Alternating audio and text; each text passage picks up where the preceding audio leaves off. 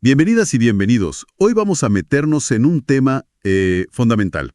¿Cómo se da el contacto entre culturas? Exacto. Y sobre todo, cómo eso va moldeando la forma en que vemos a los demás. Es clave para entender un montón de dinámicas sociales, ¿no? Totalmente.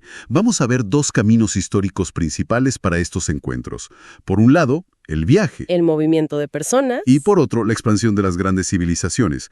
La idea es buscar patrones, entender cómo se construye eso que llamamos alteridad, o sea, la idea del otros. Y es interesante porque, aunque hablemos de historia, estas formas de contacto nos dan pistas muy claras para entender las interacciones interculturales de hoy. Sin duda. Definir al otro siempre implica, de alguna forma, definirnos a nosotros mismos como grupo, ¿cierto? Muy cierto.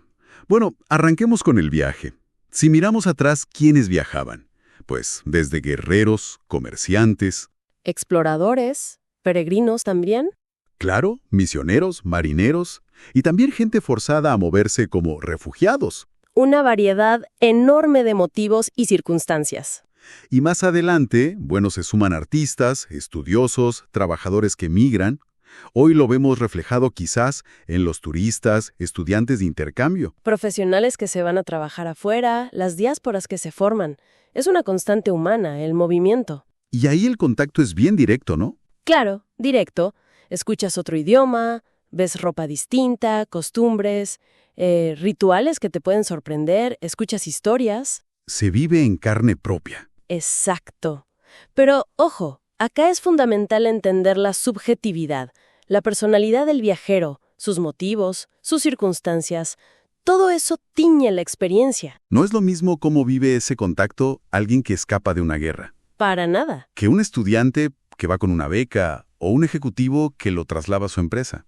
Todos están en un lugar nuevo, sí, pero la vivencia es radicalmente diferente. Y fíjate qué interesante lo que pasa a veces con la identidad. Un viaje largo te puede, digamos, acostumbrar a lo extraño. A normalizarlo, ¿sí? Incluso al punto de que, al volver a casa, sientes una especie de extrañeza con tu propia cultura. Una transformación personal a veces muy profunda.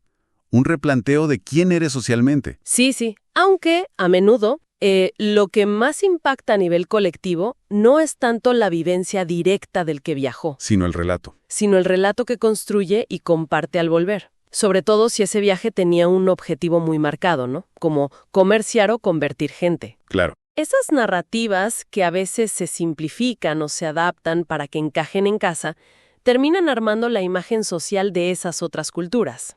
Un poco como funcionan hoy, salvando las distancias, ciertas burbujas informativas en redes, ¿no? Que te construyen una imagen del otro. Podría ser una analogía interesante, sí. Bueno, y eso nos conecta con la segunda gran forma de contacto, que tiene otras implicancias, quizás más estructurales. La expansión, los imperios. Exacto. Pensamos en Sumeria, Roma, los aztecas, hasta la expansión europea más reciente a escala global. ¿Qué los movía? Bueno, intereses de todo tipo. Territorio, gente, economía, religión, poder militar, prestigio. Una mezcla compleja.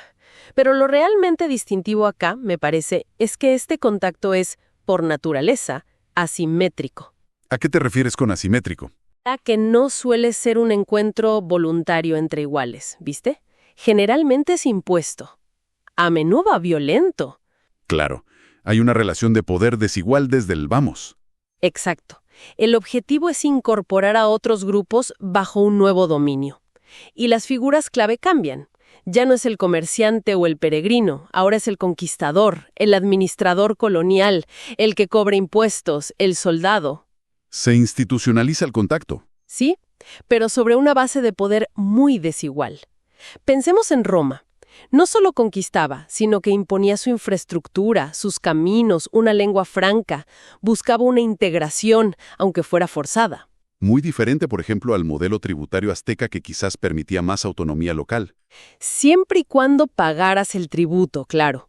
Eran modelos distintos de dominación, pero ambos asimétricos. Y esta institucionalización desigual, me imagino, genera tensiones tremendas. Obviamente.